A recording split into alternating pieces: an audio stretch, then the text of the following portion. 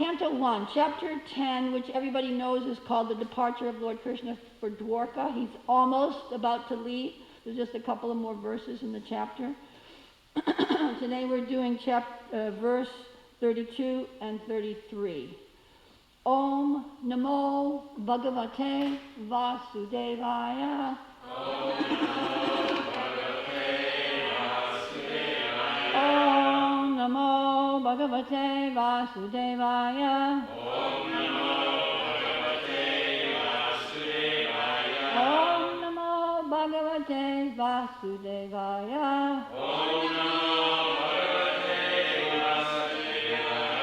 Narayanam Namaskrityam. Narayanam Namaskrityam. Naram Chaiva Narottamam. Naram Chaiva Narottamam. Devim Saraswatim Vyasam. Devim Saraswatim Vyasam. Tato Jayam Udirayet. Tato Jayam Udirayet. Nasta Prayeshu Abhadreshu. Nasta Prayeshu Abhadreshu. Nityam Bhagavata Sevaya. Nityam Bhagavata Sevaya. Bhagavati Uttama Shloke. Bhagavati Uttama Shloke. Bhaktir Bhavati Naistaki. Bhaktir Bhavati Naistaki. Before reciting the Srimad Bhagavatam, which is our very means of conquest, one should offer respectful obeisances unto the personality of Godhead Narayan. Unto Narayan Rishi, the supermost human being, unto Mother Saraswati, the goddess of learning, unto Srila Vyasadeva, the author, and Srila Prabhupada, translator and commentator. By regular attendance in classes of the Srimad Bhagavatam and by rendering service unto the pure devotees, all that is troublesome to the heart is almost completely destroyed, and loving service unto the personality of Godhead, who is praised with transcendental songs, is established as an irrevocable fact. Jai Srila Prabhupada, Jai Srimad Bhagavatam. So text 32 is up there on the board. Great. Ajata Shatru Pritanam. Ajata Shatru Pritanam. Gopitaya Madhudvisha. Gopitaya Madhudvisha. Harebhya Shankita Snehat. Harebhya Shankita Snehat. Prayukta Chatur Anginam. Anginim. Prayukta Chatur Anginim. Ajata Shatru Pritanam. Gopitaya Madhudvisha. Harebhya Shankita Snehat. Prayukta Chatur Anginim. Please chant. Ajata Shatru Pritanam. Gopitaya Madhudvisha. Prayukta Shankita Snehat.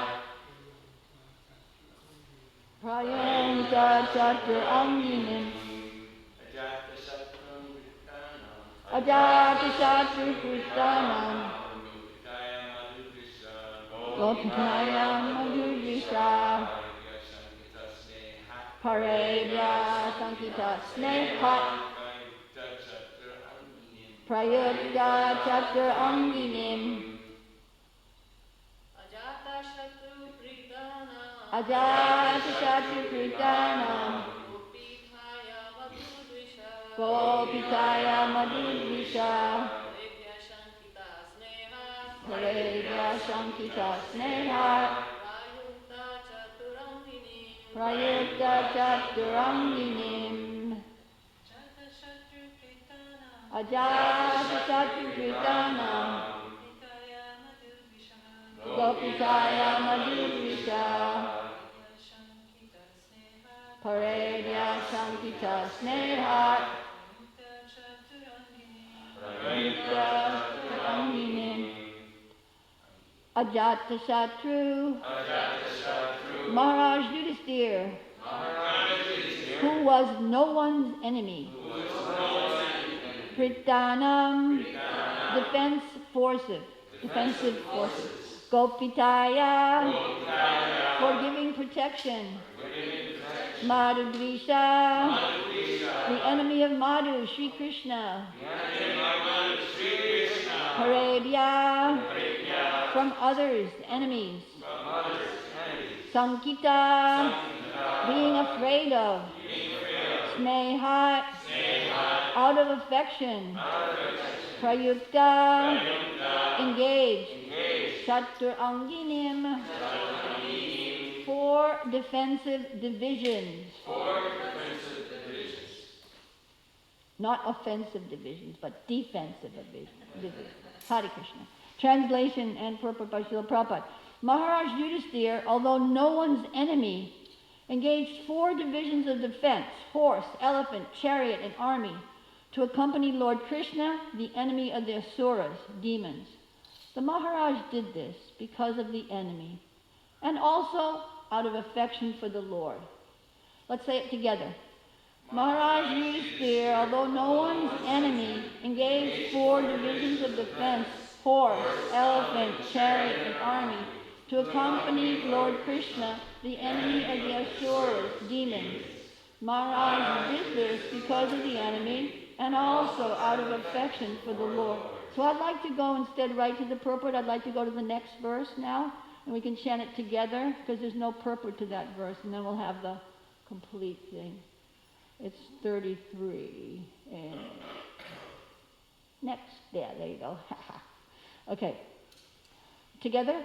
Ata durangatam shari korvanam viharaturan sanivartya dvidham snigdam prayat samargina kriya. Translation. Out of profound affection for Lord Krishna, the Pandavas, who are of the Kuru dynasty, accompanied him a considerable distance to see him off. They were overwhelmed with the thought of future separation. The Lord, however, persuaded them to return home, and he proceeded toward Dwarka with his dear companions. So then today's verse and purport, sorry to make you go back and forth, but translation to today's verse. Maharaj Yudhisthira, although no one's enemy, engaged four divisions of defense, horse, elephant, chariot, and army, to accompany Lord Krishna, the enemy of the asuras, demons. The Maharaj did this because of the enemy, and also out of affection for the Lord. Srila Prabhupada's purport. Natural defensive measures are horses and elephants, combined with chariots and men. Horses and elephants are trained to move to any part of the hills or forests and plains. The charioteers could fight with many horses and elephants by the strength of powerful arrows, even up to the standard of the Brahmastra, similar to modern atomic weapons. Maharaj Yudhisthira knew well that Krishna is everyone's friend and well-wisher. And yet, there were asuras who were by nature envious of the Lord.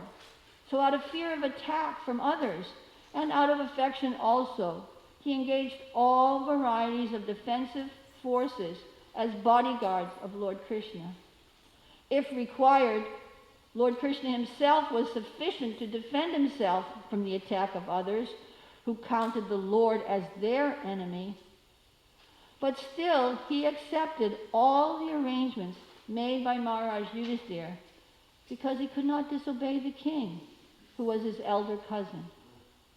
The Lord plays the part of a subordinate in his transcendental sporting, and thus sometimes he puts himself in the care of Yasoda Mata for his protection in his so-called helplessness of childhood.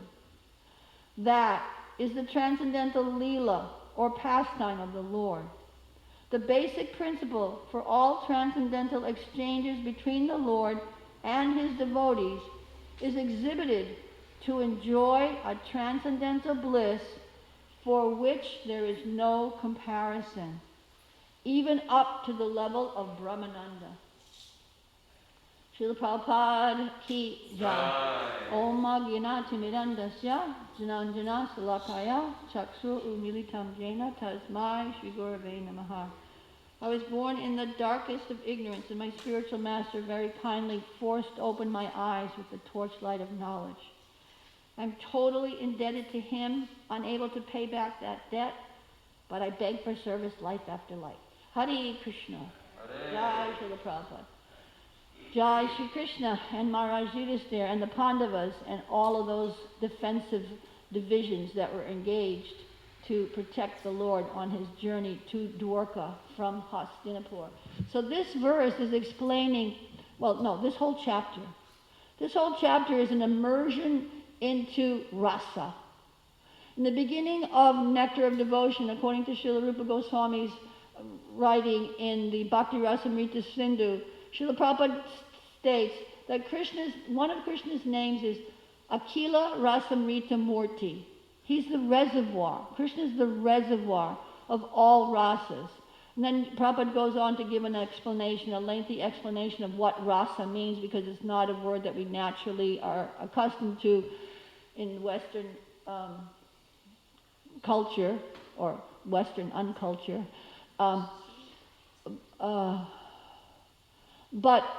So he's explaining this. Rasa means the relationship. It's the juice. It's the relationship between the mother and the son. It's the relationship between the lover and the loved. It's relationship between friend and friend. It's that mellow, that sweet, that taste that one gets from relationships. So it's a very important point. Akila Rasamrita Murti is a very important point in philosophy, in our Gaudiya Vaishnava philosophy, because it centers around the understanding, the very important understanding, the preliminary understanding that God's a person. He's a person. And he's not a person on the same level as you and I, but he's a person, and he's the source of everything. And because here in the material world, we're experiencing various relationships, and more often than not, various difficulties in those relationships.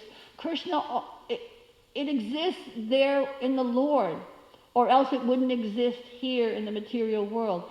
The exchanges between relationships are there, and so scientifically presented through the Gaudiya Vaishnava Acharyas,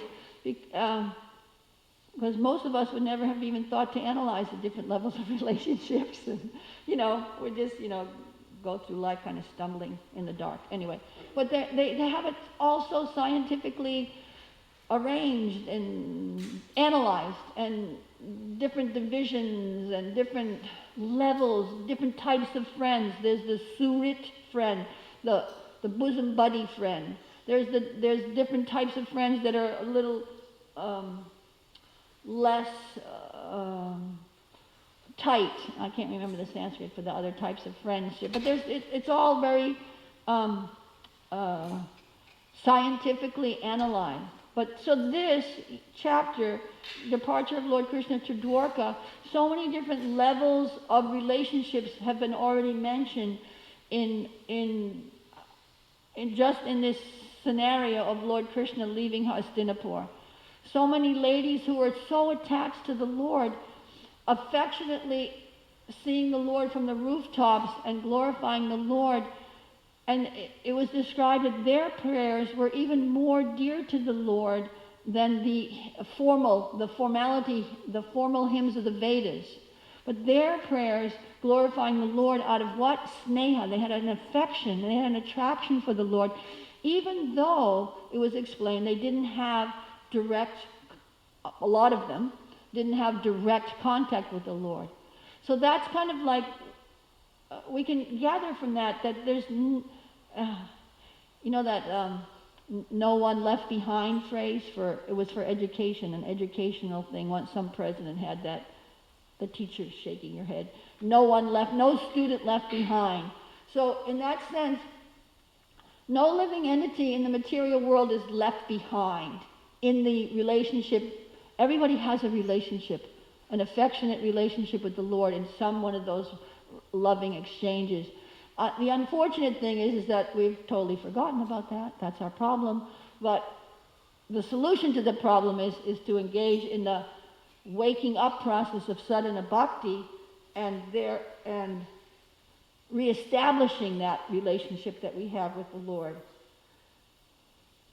Um, and that's done gradually. Excuse me. Okay.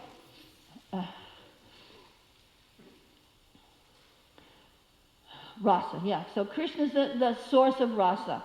And he's engaging in his loving exchanges with so many people. I just mentioned the ladies on the rooftop, but there was the prominent relatives that were mentioned, and now here in this again is bringing back to Maharaj Yudhisthira's affectionate relationship to the Lord. Even though the Lord appeared in the same family line as Yudhisthira, is considered, Maharaj Yudhisthira is an elder cousin of the Lord, or at least a cousin. I guess he's the eldest Pandava, that's what he is. So Krishna's, it's mentioned, Srila Prabhupada mentions in the purport that Lord Krishna feels obligated to his relationship to him as a cousin and as a friend with affection. So in this verse, the very first word is also very interesting, Ajatashatru.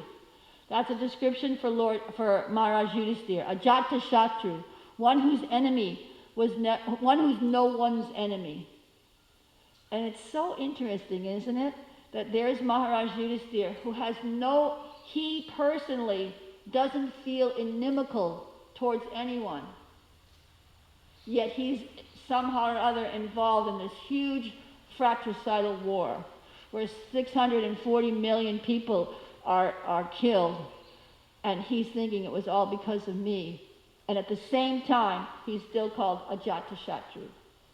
He has no enemies. He has no enemies. That's how entangling this material world is. It's so entangling.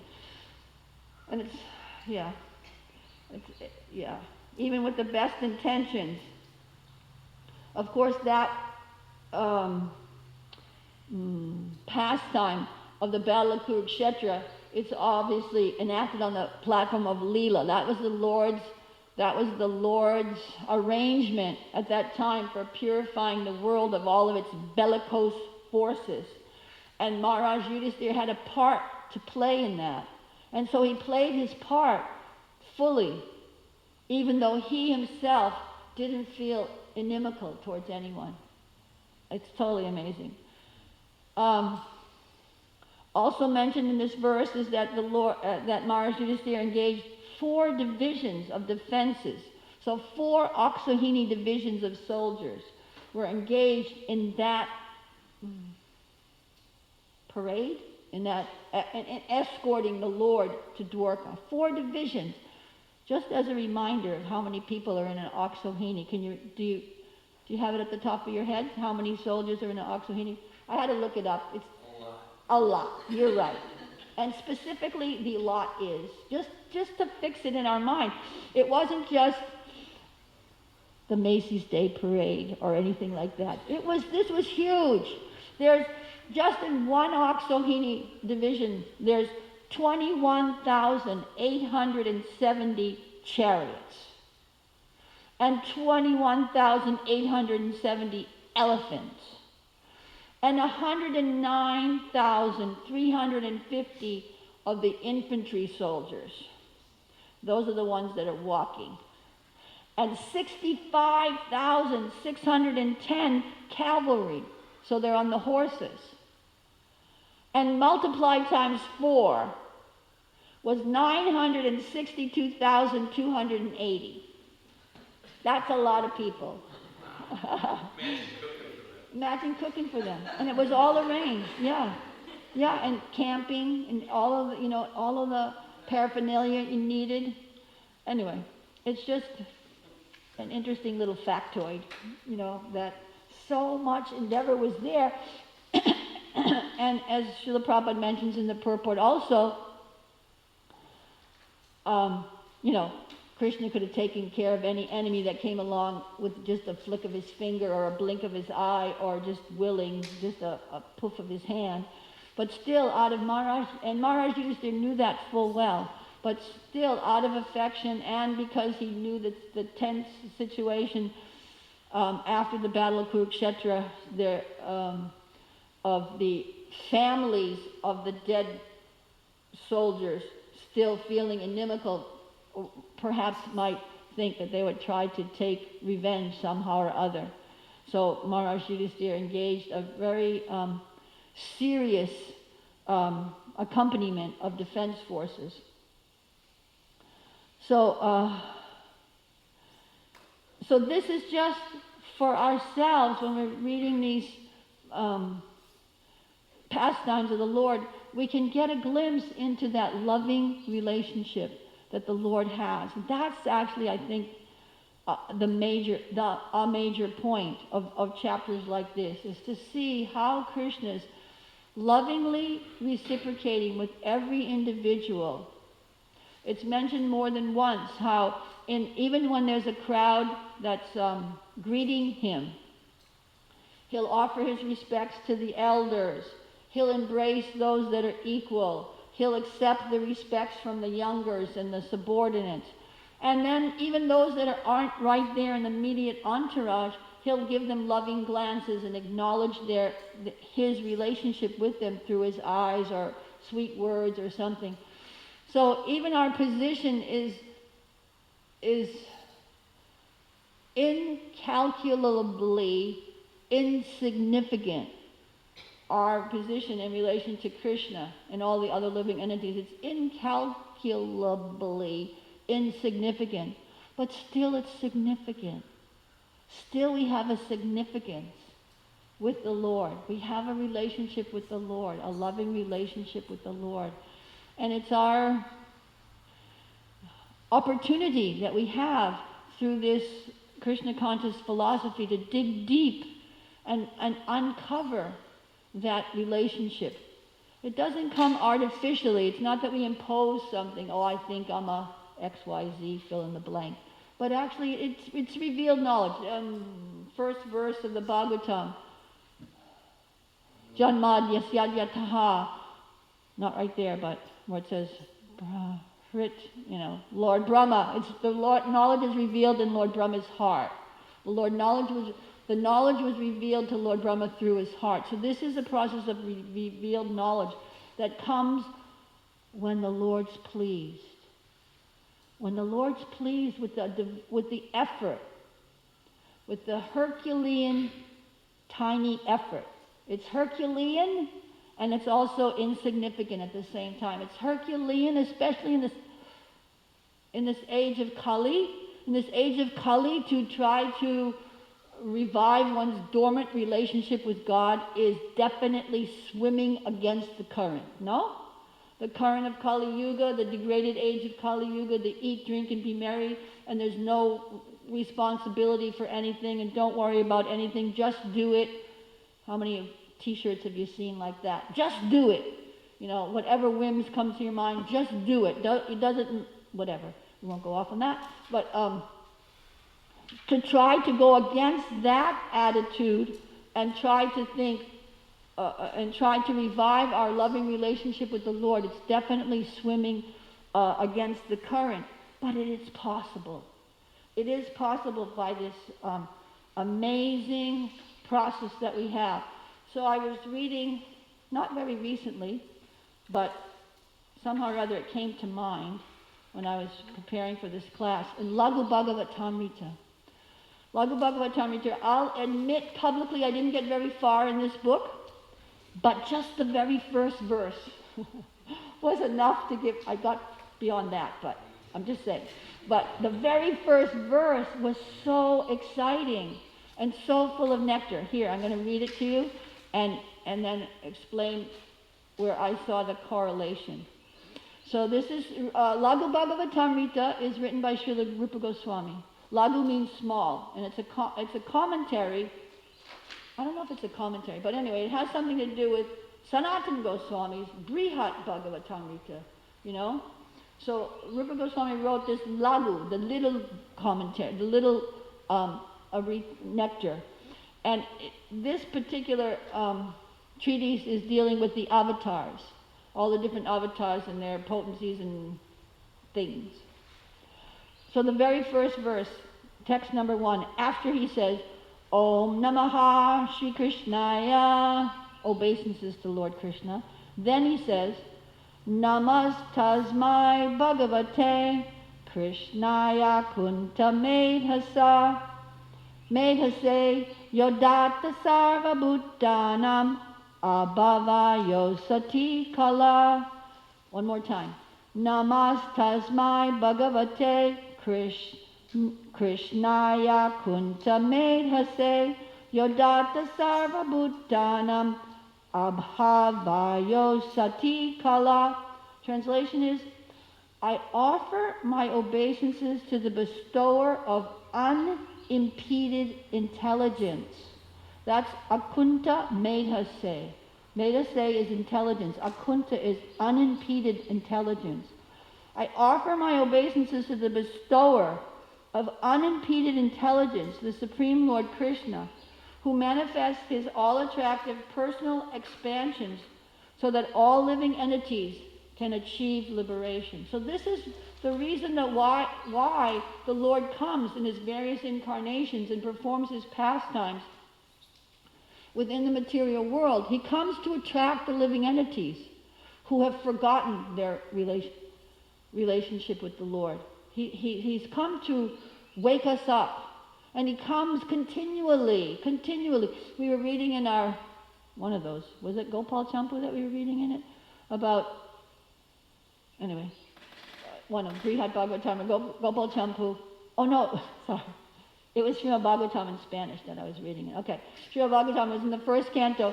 We were reading just yesterday about how the Lord comes and it incarnates in every yuga to reestablish Dharma. It was just mentioned in the first canto purports, you know. And one of the girls commented, oh, but if he comes all the time, how come it seems like he's not here now?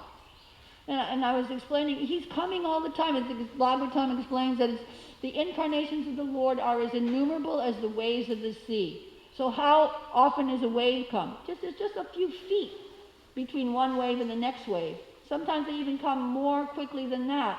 There's just a few feet, so they're coming constantly.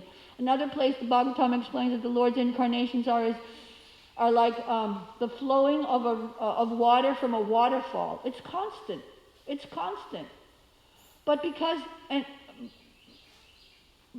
we have it's our conception of time. That's what the problem is.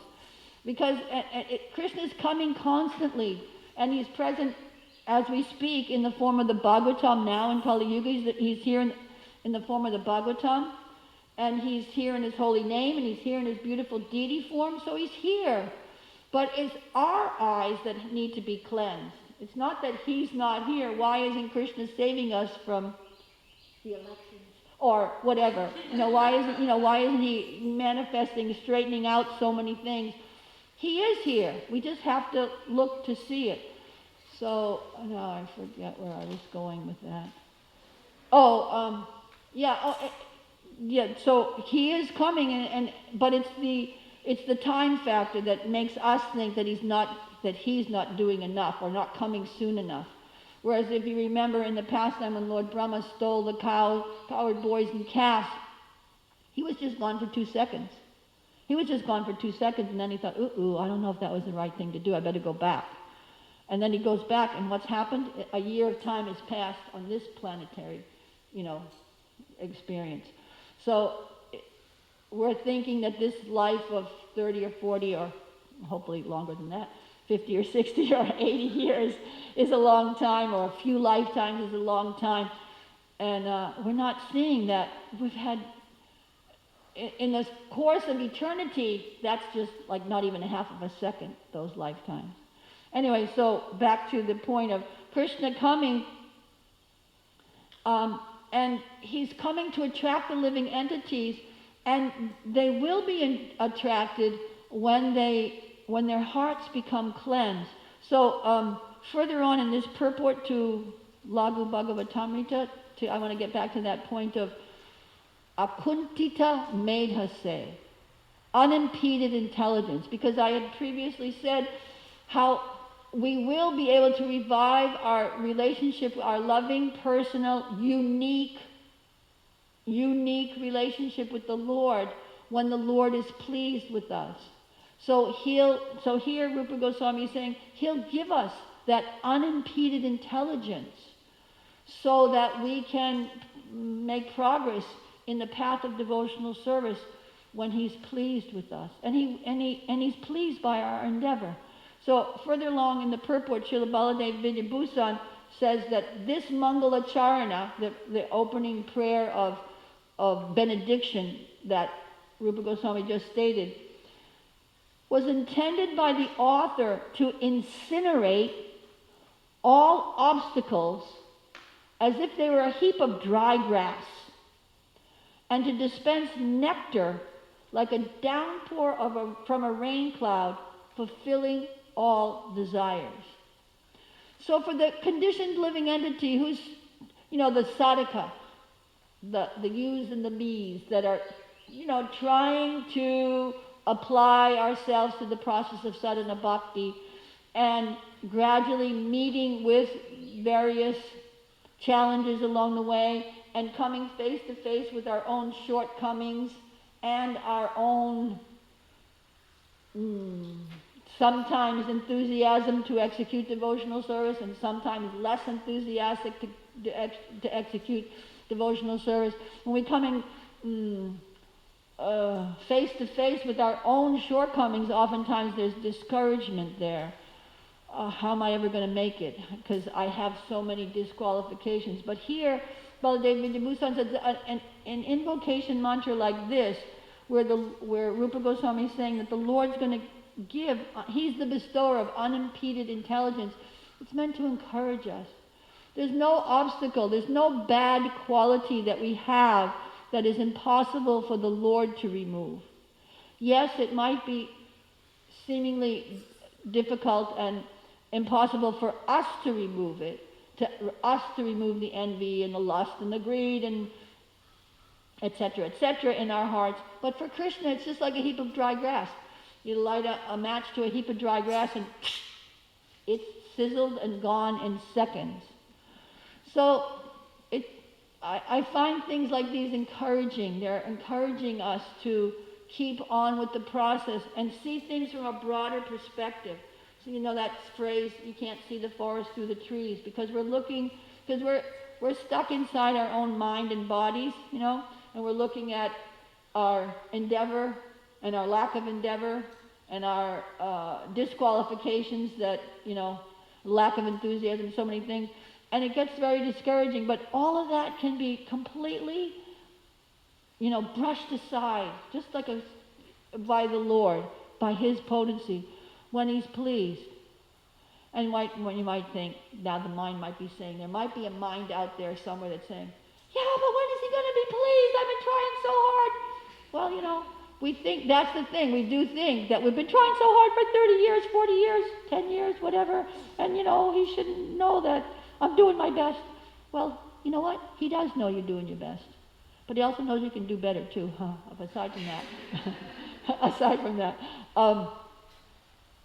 It's the perspective, the time perspective is important to understand.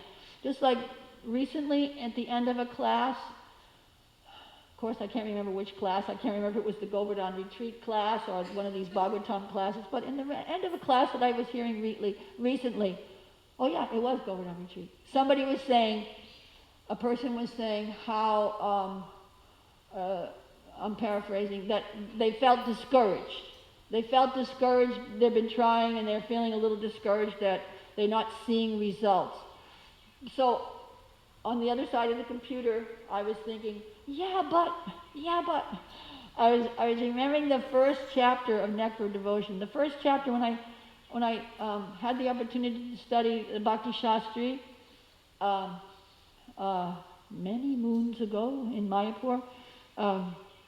That first chapter really gave me, really broadened my perspective. Because, in the first chapter it talks about the 6 qualifications of pure devotional service, the 6 qualities of pure devotional service. And the first one was, I think, all auspicious, Anyway, but in that subheading of that chapter, Srila Prabhupada briefly mentions quotes from the Padma Purana, the reactions of sinful desire. how we're here in the material world due to ignorance. And based on ignorance, we have desires. Based on ignorance. So we have sinful desires based on ignorance. And because of those sinful desires, then we act in ignorance. And because we act in ignorance, we get two types of reactions. Prarabdha and aparabdha. The ones that are manifest immediately and the ones that are manifest in the future. Not immediately. And because of that, reactions to sinful activities, we get one of the reactions to committing sinful activities, unfortunately, but by the divine arrangement of the Lord, is the desire to do it again. Srila Prabhupada always warns us of how the material world is so entangling. And within that warning is all of that information. But when you pull it out and see how it is that we become entangled. So when we act sinfully, we get the reactions for that sin, and we get the desire to do it again. It's an incredible, and it just wakens us up to the fact that yes, this material world is very entangling. Okay, so back to this point here, how that it kind of just broadened my perspective, because we've been in the, when you say, you say conditioned soul, you say nitya baddha, practically we're in the material world eternally, practically. It's not eternal, but it's so long, you can't trace out when we came. So when you think of that, I've been in the material world a long time, we think a few lifetimes, this and that, but it's so long, and every single lifetime has good and bad reactions of activities that we've done.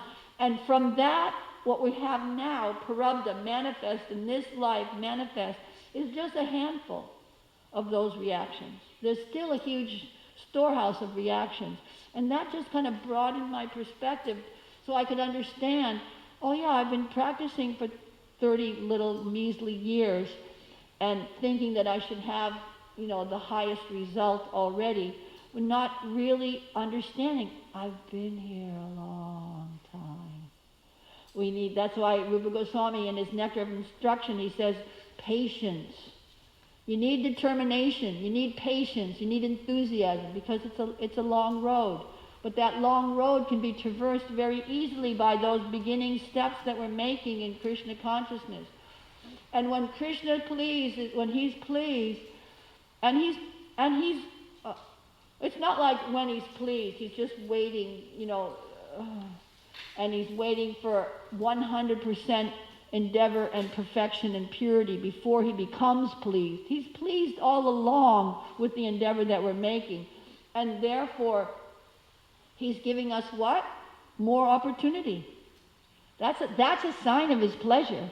That he's giving us more opportunity to serve in some way, this way, or to hear more, or to associate with the devotees. That's a sign of his pleasure.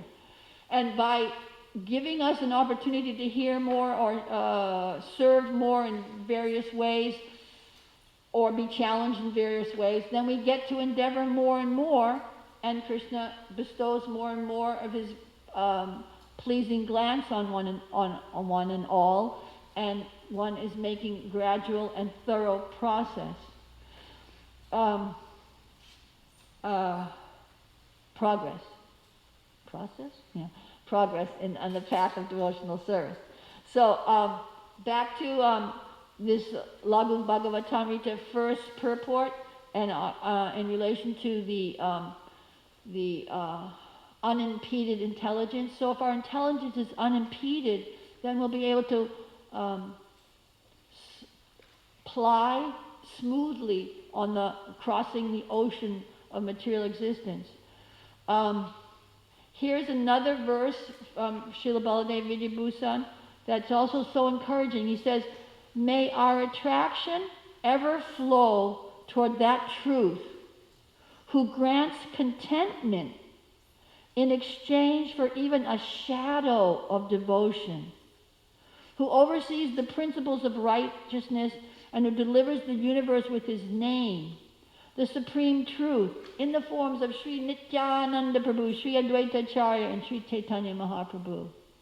Even a shadow of devotion, even a little glimpse of devotion, even an imitation of devotional service, even chanting the holy name in jest or ridicule, that grants that chanter lots of progress on the path of spiritual realization.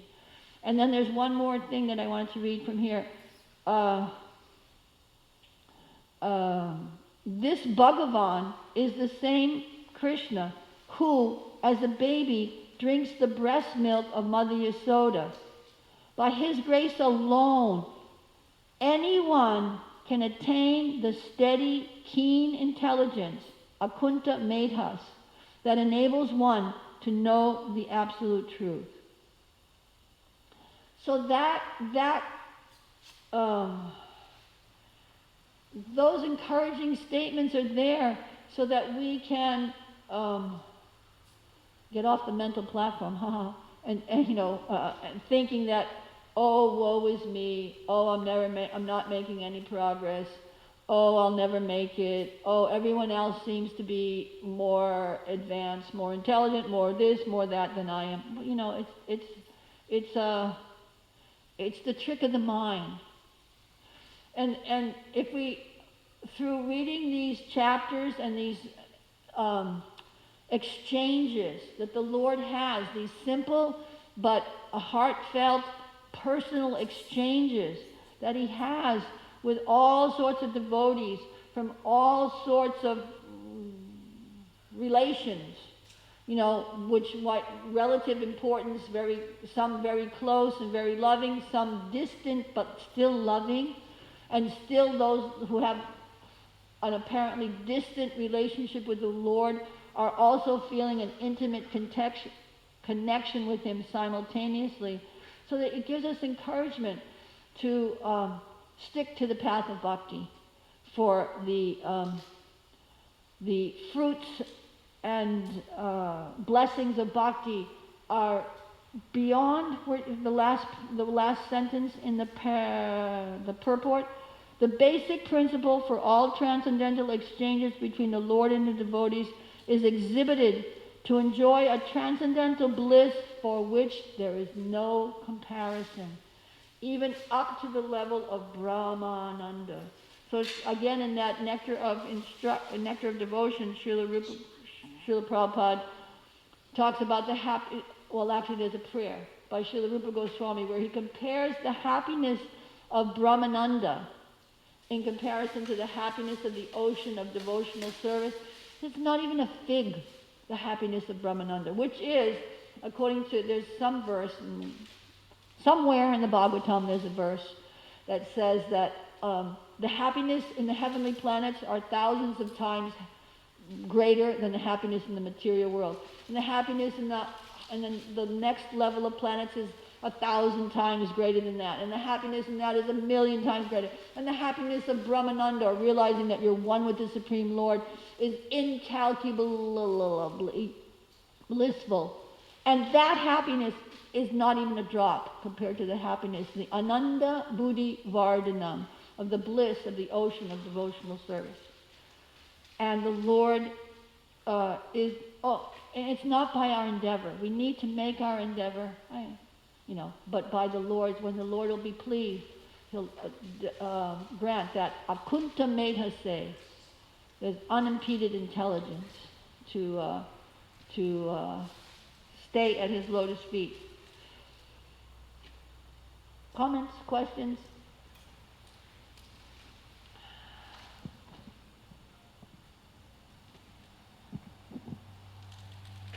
Abhigya Prabhu.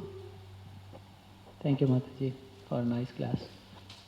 So, it sounds a little pessimistic. You said, you have been doing it for like 30, 40 years and, still not getting that glimpse. And what, then it sounds so pessimistic for somebody like me, we're just starting. Looks like, we'll never get there. That's because you didn't hear properly. Okay? With all due respect. It is true that we're making our endeavor we're making our endeavor for 30 or 40 years, and we're not there at perfection. It is true, but it doesn't mean that there's no taste that's there. Because if there's been no taste, then no one would stick with it. Just like you're experiencing a taste. Just like I remember when you first came, and what you looked like when you first came, and what you look like now.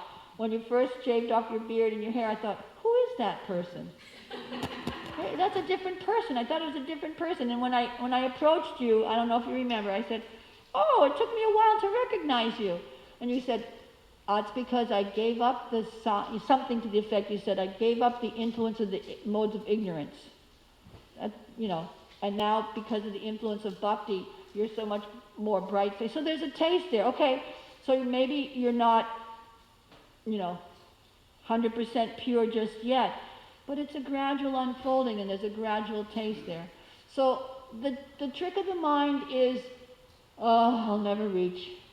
Oh, it's impossible. Oh, etc., etc. Those are the tricks. I mean, to a certain point, lamentation is good. But to a point where it impedes you from continuing on with the process, then that lamentation is a sign of a trick of Maya. So lamentation is there. I think, I can't remember, it's Madhumati, you were quoting some of the acharyas yesterday, correct? Anyway, Bhaktivinoda Thakur, the prayers, Gopinath prayer, again, it all gets all which class it was, but the prayers of the acharyas, they express that hopeless condition, especially in that prayer Gopinath by Bhaktivinoda Thakur. I've wasted my whole life, and I just pursued material sense gratification and supported my family, and now in old age I'm just feeble and I can't do anything, and now I surrender to you, But if you analyze those prayers, the acharyas, they're heartfelt. It's heartfelt. It's not false. It's not a false sentiment on their part. Well, let me just say that so I'll look good, or say that so that someone else can realize. They're actually feeling those things. But if you look at those prayers thoroughly, you'll see they express the deepest lamentation. But they don't leave you there. They don't leave you in the dump of lamentation. They bring you to the highest hope. And that's the spirituality of that lamentation. That it doesn't keep you, it doesn't discourage you, or discourage one, it doesn't discourage one from making more progress, but it encourages you because, oh, please give me your mercy and then I can attain. Oh, please, by your grace, let me hang in there. They express the deep regret for their incapabilities and shortcomings, but they don't stay there in whatever that is, wallowing in I, me, and mine consciousness. But they say, I can't on my own get out. Just like the silkworm, he's made his bed, cocoon, and he can't escape from it. So we can't escape from our karma by our own endeavor. The reactions of our sinful activities and our conditioned mentality by our own endeavor. But still we have to make that endeavor and plead for the highest hope of the mercy of the Lord, which we've seen by hearing through the Bhagavatam, how the Lord gives that opportunity to so many people. Just like it was mentioned in the verse, in Laghu Bhagavatam, it was mentioned how, anyway, one of these books, there was, I thought of Putana. Yeah, because it said one was a shadow of devotion. Even in Laghu Bhagavatamrita, Baladev Vidyabhusan said that the Lord grants unimpeded intelligence to even one who exhibits even a shadow of devotion. So my mind thought of Putana. So there was Putana, the demoness who came to kill Krishna, and Krishna saw that, well, she's dressing like a devotee, she's acting like a mother. That wasn't even a shadow, that was just a glimpse, she's dressing like a devotee, she's acting like a mother, let me give her, a situation. where she can act like a mother in the spiritual world. So that's our Lord. We're very fortunate. We're very fortunate. And through him, all things are possible. Thank you. Sri Devi.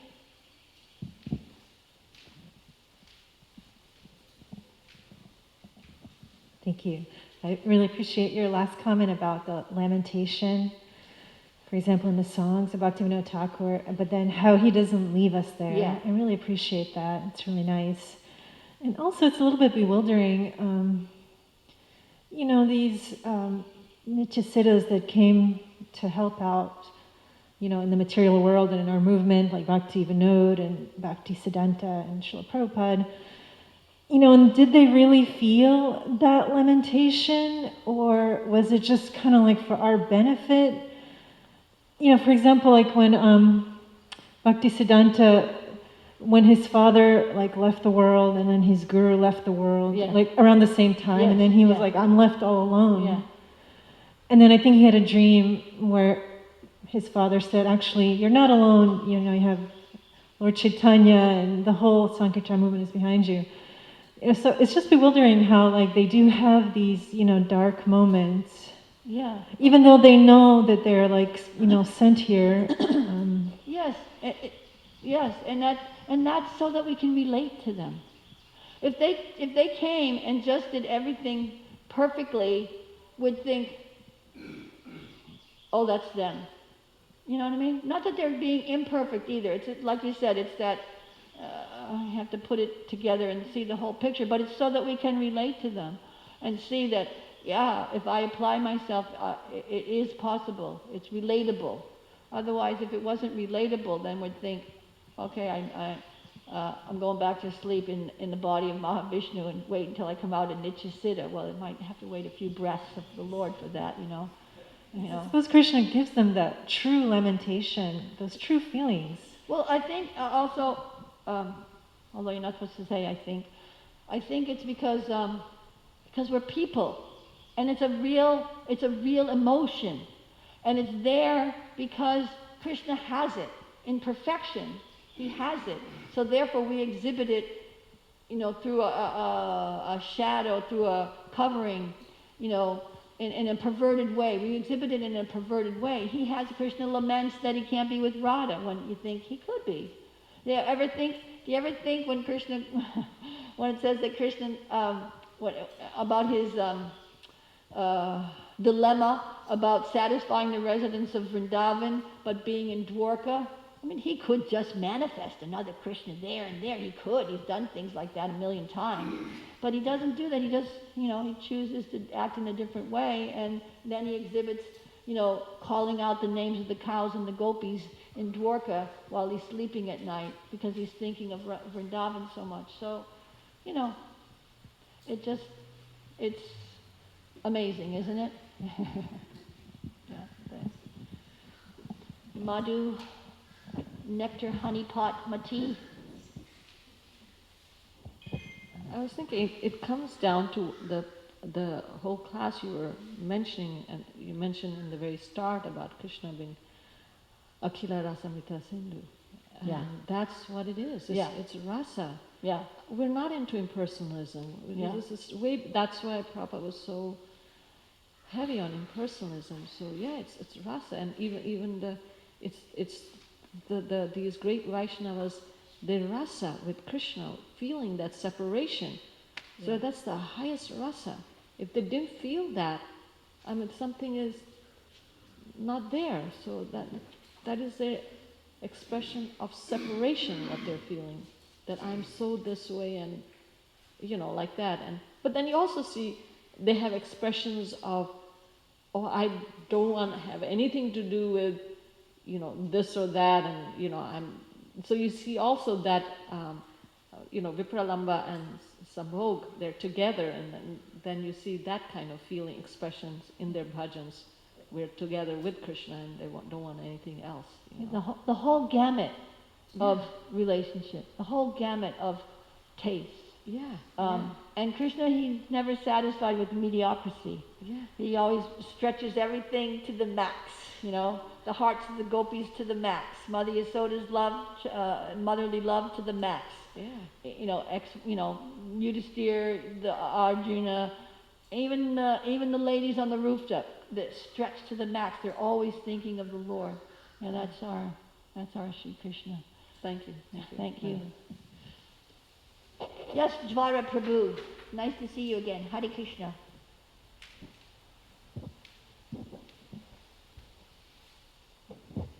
I was just thinking that the older you become in devotional service, the more Put it closer to your mouth now. Okay, ahead. the older you get in Krishna consciousness, the more you're grateful Yeah. and remembering that it's like an internal bank account.